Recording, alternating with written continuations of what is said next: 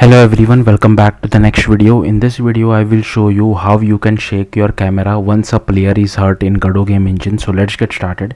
So let me just give you a quick overview. So what I have done is that I have created one game node 2D. Here is our tile maps.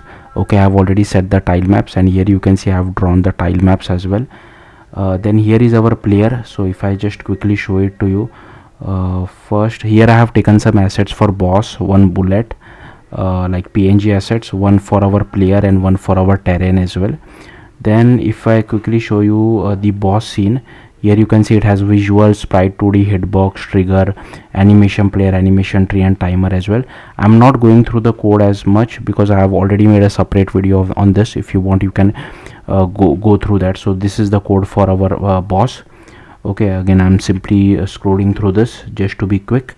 Then here is our enemy bullet scene as well, and this is the so here I have named this is the script which is attached to it. Unfortunately I have named it as player bullet as well for the enemy bullet script, so because I'm using the same script for both of this, that's why.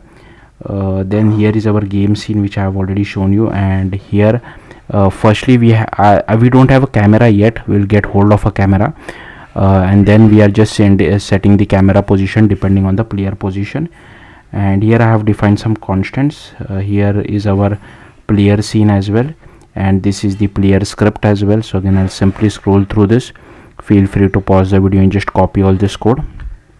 Once that is done, here is our player bullet as well. I have already shown you the player bullet script, and this is a global file, so kind of like a singleton which I'm using. Now all I need to do is just create a new scene. I'll just use our camera 2D, and here you can name it as player camera if you feel like, player camera, and let's command S to save. Quickly save it. I'll attach one script to this, and this is the code I will write. So here you can see I have set the shake amount as well as shake time. Inside the ready, by default the set process is false, and inside enter tree I'm connecting this signal so that whenever a player gets hit I come to know about it. So here you will have to refactor it based on whatever your logic is, so that our camera knows our player has been hit. And this is the offset position which I am setting, and here is our reset camera. So here we are just setting the process as false again, and setting offset is equal to vector 2.0. so this will get called only when the set process is true. So on player hit, so this gets called once our player gets hit. So if the shake is true, then we just set process as true. We create a timer, and for that particular timer our camera will automatically shake because of this particular thing. And finally we reset our camera once our timer is done. Now what you can do is you can just go to your game, and here you can just add your player camera as well. And if you want, you can just drag and drop like this, so we don't require this.